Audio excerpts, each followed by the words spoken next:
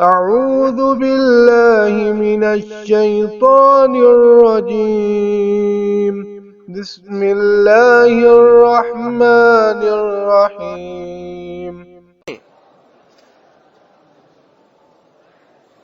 مشرکوں کی عقل دیکھیں، خدا مقرر کیا جاتا ہوتا نہیں ہے، یعنی کہ خود ہی مقرر کرنا ہے۔ آپ ان کی عقل دیکھیں مشرک کی، کیا کہہ رہے ہیں؟ اجعل لنا الہا، ہمارا بھی کوئی معبود مقرر کر دیں، کما لہم آلہہ، جیسے ان کے کئی معبود ہیں۔ آپ ہمارا ایک تو مقرر کر دیں کم از کم، ان کے تو کئی ہیں۔ چلے ہم ان کے مقام تک نہیں پہنچ سکتے، ایک ہی ہمیں معبود دے دیں۔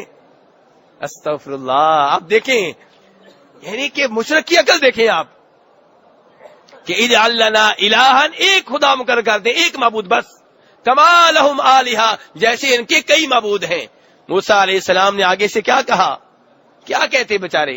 صرف اتنا کہا، انکم قوم تجہلون، بڑی جاہل قوم ہو، بڑی جاہل قوم ہو۔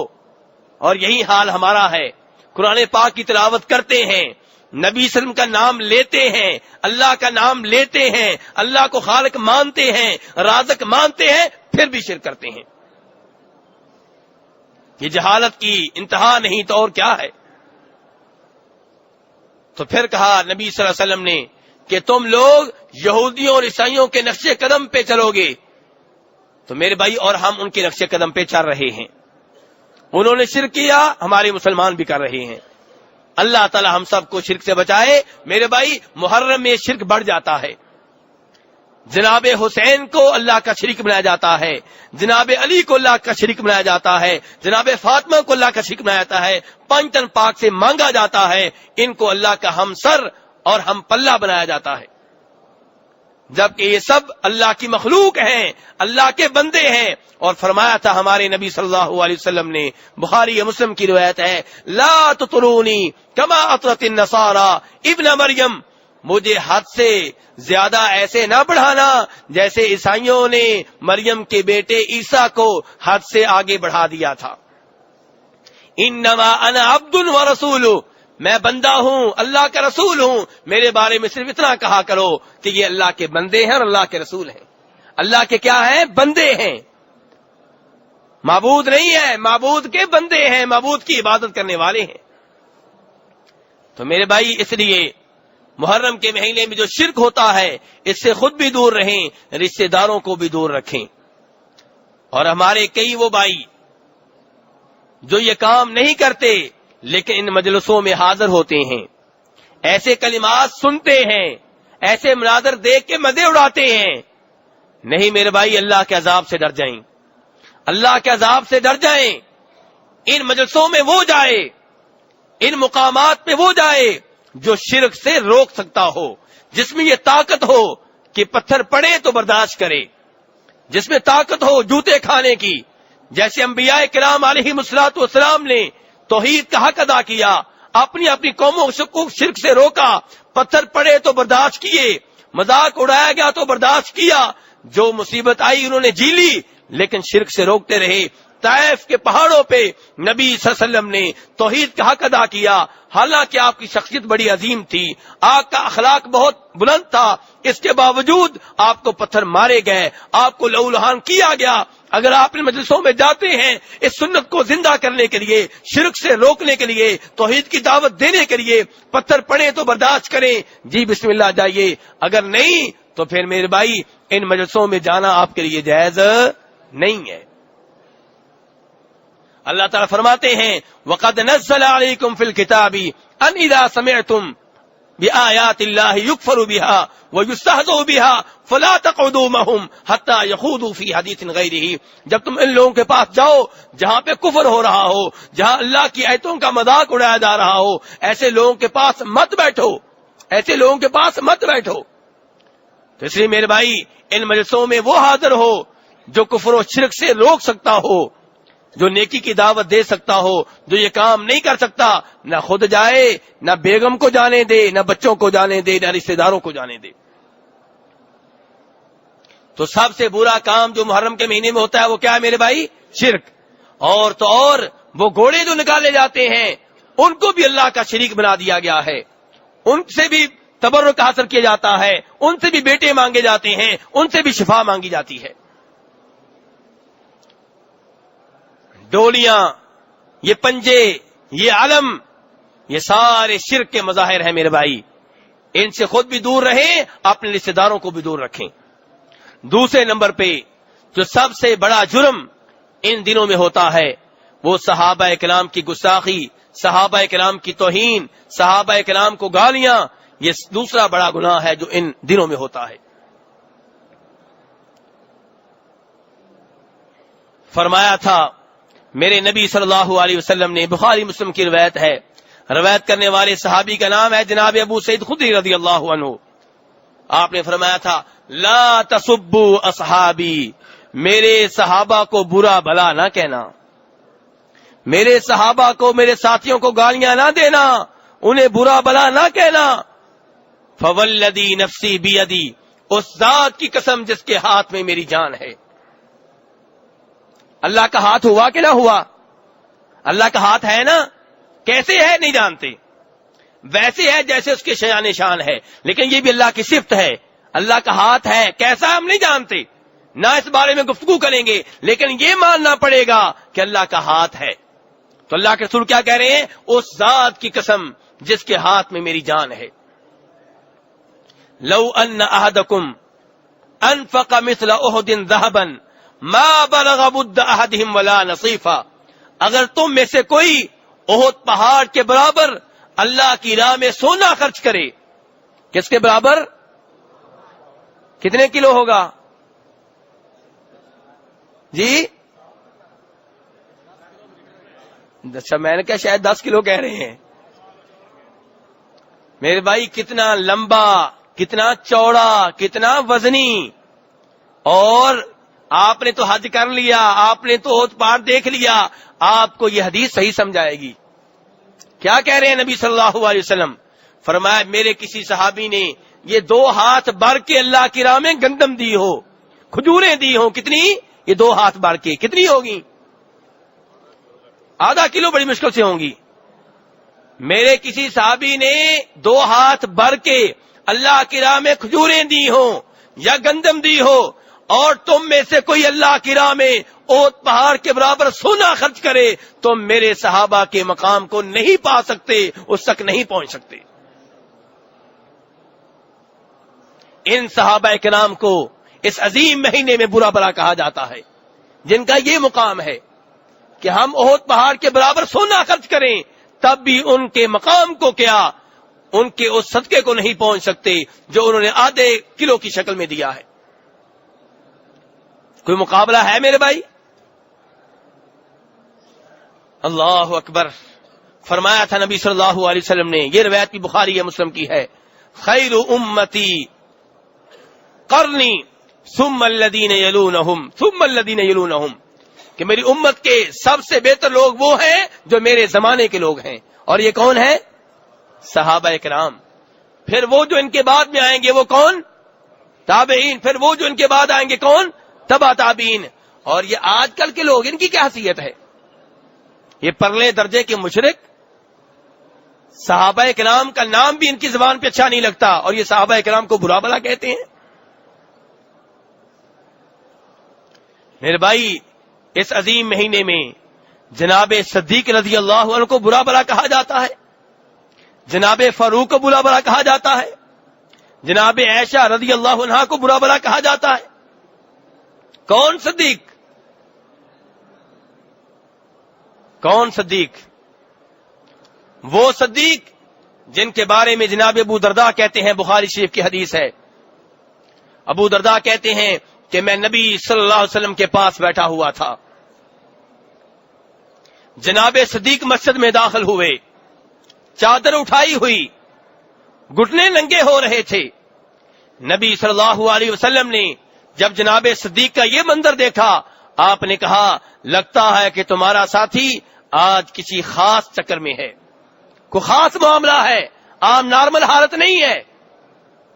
جناب صدیق علیہ السلام کہا، بیٹھ گئے، کہا اللہ کے رسول صلی اللہ علیہ وسلم، عمر فاروق سے میری کوئی بات ہوئی، میں نے جلد بازی کی، میں کوئی بات کر بیٹھا، بعد میں مجھے پشیمانی ہوئی، میں نے فاروق سے معافی مانگی ہے، لیکن فاروق نے مجھے معاف کرنے سے انکار کر دیا ہے۔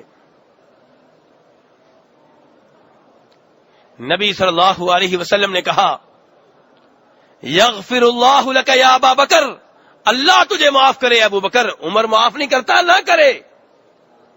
یہ الفاظ میرے ہیں، لیکن آپ کے الفاظ کیا ہیں؟ اے ابو بکر تمہیں اللہ معاف کرے، اے ابو بکر تمہیں اللہ معاف کرے۔ یہی حالت تھی جناب فاروق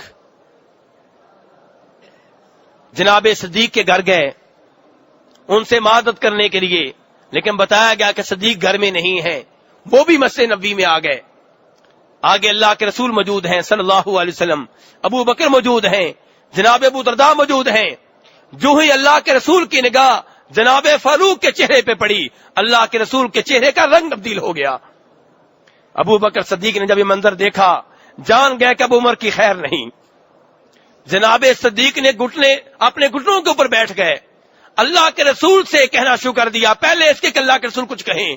اللہ کے رسول، واللہ انا کنت اظلم، اللہ کی قسم اٹھا کے کہتا ہوں اللہ کے رسول زیادتی میں نے کی ہے۔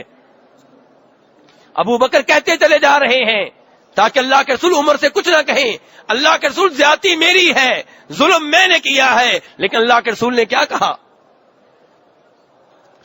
کہا کہ لوگوں، جب مجھے اللہ نے نبی اور رسول بنا کے بھیجا، میں نے کہا میں نبی ہوں، میں رسول ہوں، تم نے کہا کذبتا، کہ تو جھوٹ بول رہا ہے، اور ابو بکر نے کہا صدقتا، اللہ کے رسول میں یہ گواہی دیتا ہوں کہ آپ سچ کہہ رہے ہیں۔ وواسانی بنفسہ ومالہ، اور ابو بکر نے میری مدد کی جانی لحاظ سے بھی، مالی لحاظ سے بھی۔ فہل انتم تارکو لصاحبی، کیا تم میرے اس دوست کو معاف نہیں کرو گے؟ کب تک اس کو تکلیفیں دیتے رہو گے؟ کب تک اسے تنگ کرتے رہو گے؟ 2 مرتبہ آپ نے کہا۔ ابو درداء کہتے ہیں وہ دن اور آج کا دن کسی کو یہ ضرورت نہیں ہوئی کہ ابو بکر صدیق کو تکلیف دے۔ یہ ہے صدیق، یہ ہے ان کا مقام کہ ابو بکر کہہ رہے ہیں کہ اللہ کے رسول زیادتی میری ہے، عمر کی زیادتی نہیں ہے۔ اللہ کے رسول نے ابو بکر سے کچھ نہیں کہا، جو کہا عمر فاروق سے کہا۔ اتنا بڑا مقام ہے جناب صدیق کا۔ یہ وہ صدیق ہیں، فرماتے ہیں جناب ابو سعید خدری رضی اللہ عنہ، بخاری مسلم کی روایت ہے، اسی مسجد نبوی کا واقعہ ہے جہاں اللہ کے فضل و کرم سے میں اور آج بیٹھے ہوئے ہیں۔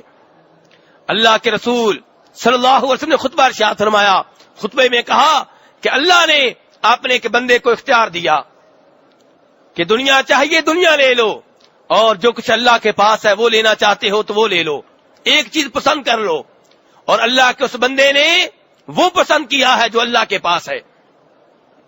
جناب صدیق نے الفاظ سنے، رونا شروع کر دیا۔ صحابہ کرام حیران کہ یہ کیوں رو رہے ہیں؟ اللہ کے رسول نے تو کسی آدمی کی بات کی ہے، ابو بکر کا اس سے کیا تعلق، یہ کیوں رو رہے ہیں؟ ابو سعید خدری کہتے ہیں کہ جب اللہ کے رسول فوت ہوئے تو ہمیں پتا چلا کہ علم میں بھی ہم ابو بکر کا مقابلہ نہیں کر سکتے، علمی میدان میں بھی وہ ہم سب سے آگے ہیں۔ وہ سمجھ گئے تھے کہ جس بندے کی بات ہو رہی ہے وہ بندے خود اللہ کے رسول صلی اللہ علیہ وسلم ہیں۔ اور کہتے ہیں کہ تب کہا تھا اللہ کے رسول صلی اللہ علیہ وسلم نے، اسی مجلس میں کہا تھا کہ میرے اوپر سب سے زیادہ احسانات اگر کسی کے ہیں تو ابو بکر کے ہیں۔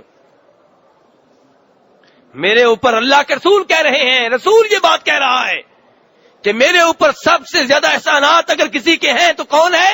ابو بکر ہے۔ اور پھر آپ نے اسی موقع پہ کہا کہ اگر مجھے اللہ نے اپنا گہرا دوست نہ بنایا ہوتا، اگر اللہ نے مجھے اپنا خلیل نہ بنایا ہوتا تو میں ابو بکر کو اپنا خلیل اور گہرا دوست بناتا۔ لیکن اسلامی بھائی چارہ موجود ہے، دوستی موجود ہے، خلیل والا رشتہ نہیں ہے، لیکن پھر بھی دوستی کا رشتہ موجود ہے۔ اور پھر فرمایا کہ مسجد نبوی میں جس کا دروازہ کھلتا ہے اپنا دروازہ بند کر دے سوائے ابو بکر کے۔ لوگوں کے گھر مسجد نبوی کے ساتھ ساتھ تھی، ایک دروازہ باہر ہوتا، ایک مسجد نبوی کے اندر ہوتا، نماز کا وقت ہوتا، مسجد میں آنا ہوتا، اس دروازے سے جو مسجد نبوی میں کھلتا ہے مسجد میں آ جاتے۔ اللہ کے رسول اپنی آخری زندگی میں کیا فرما رہے ہیں کہ سب لوگ اپنے دروازے بند کر دیں سوائے ابو بکر کے کہ اس کا دروازہ کھلا رہے. کیوں کھلا رہے؟ کیوں کھلا رہے ابو بکر کا؟ بولیے میرے بھائی. جی خلیفہ بنیں گے، خلیفہ نے مسجد میں بار بار آنا ہوتا ہے. یہ اللہ کے رسول نے نہیں کہا، یہ نتیجہ علماء کرام نے نکالا ہے کہ سب کے دروازے بند کروا دیے گئے، کسی کو معاف نہیں کیا گیا. اور اگر کسی کو یہ اعزاز بخشا گیا کہ اس کا دروازہ مسجد نبی میں کھلا رہے تو کون تھے؟ جناب صدیق رضی اللہ عنہ. یہ وہ صدیق ہے میرے بھائی کہ جب فرمایا تھا نبی صلی اللہ علیہ وسلم نے کہ جنت کے 8 دروازے ہیں، اور یہ بخاری مسلم کی روایات ہے میرے بھائی، ضعیف من گڑت روایات نہیں ہیں، جھوٹے قصے کہانیاں نہیں ہیں، میرے یا آپ کے بزرگ کے خواب نہیں ہیں. آپ نے فرمایا تھا جنت کے 8 دروازے ہیں. چند ایک دروازوں کے نام بھی لیے: صلاۃ گیٹ، نماز گیٹ، صدقہ گیٹ، روزوں والا ریان گیٹ، جہاد گیٹ. جناب صدیق نے جب یہ سنا کہ جنت کے 8 دروازے ہیں، کھڑے ہو گئے، کہنے لگے اللہ کے رسول صلی اللہ علیہ وسلم مجھے یہ بتائیے کہ کیا کوئی ایسا بھی خوش نصیب ہوگا جسے جنت کے 8 دروازوں سے بلایا جائے گا؟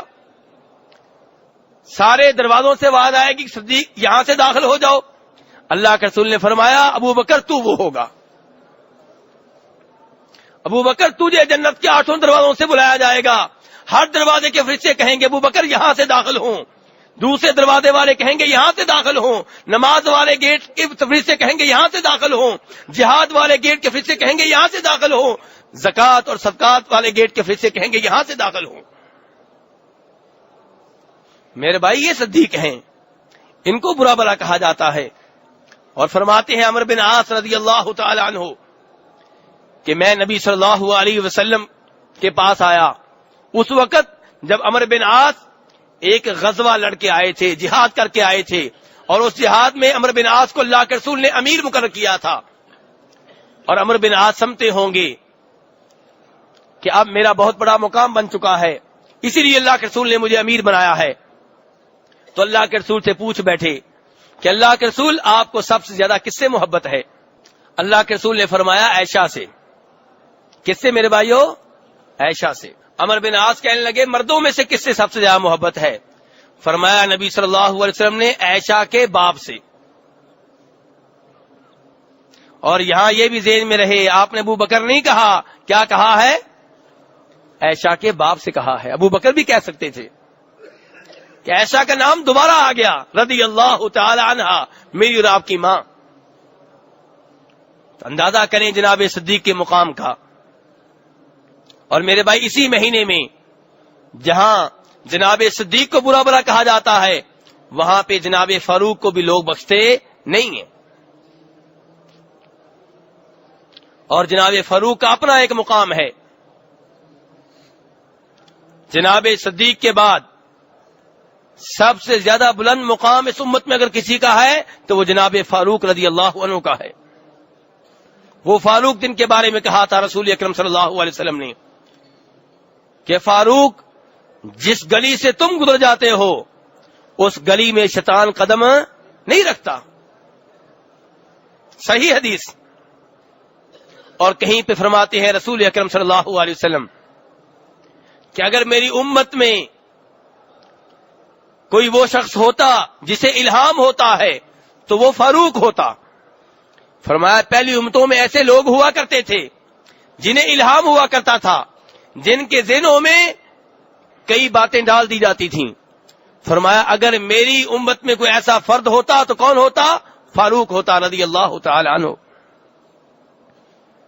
اور انہی فاروق کے بارے میں کہا تھا نبی صلی اللہ علیہ وسلم نے کہ میں نے خواب میں دیکھا کہ میں جنت میں ہوں اور جنت میں ایک محل ہے. میں نے پوچھا فرشتوں سے کس کا محل ہے؟ انہوں نے بتایا یہ فاروق کا محل ہے، جنت میں تیار ہو چکا ہے. اور کہنے لگے اللہ کے رسول کہ میں نے چاہا کہ میں اس میں داخل ہو جاؤں دیکھوں کیسا ہے، پھر مجھے فاروق کی غیرت یاد آ گئی. یہ وہ فاروق ہیں جن کے بارے میں عبداللہ ابن مسعود فرماتے ہیں، بخاری شریف کی روایت ہے کہ جس دن عمر فاروق مسلمان ہوئے اس دن سے لے کر آج تک ہماری عزت میں اضافہ ہوتا رہا.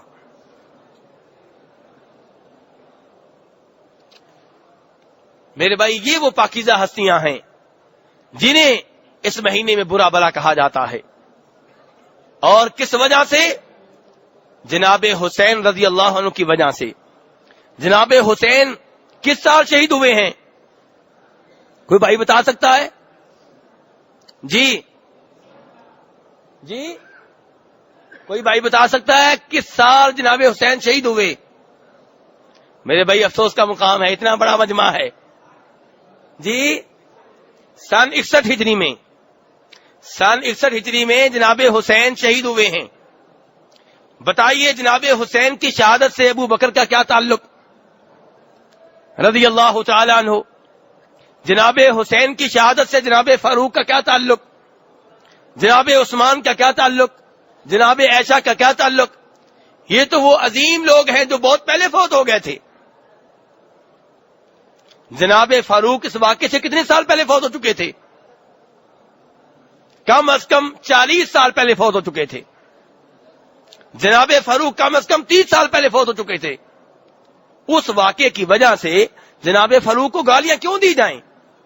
جناب صدیق کو برا بلا کیوں کہا جائے؟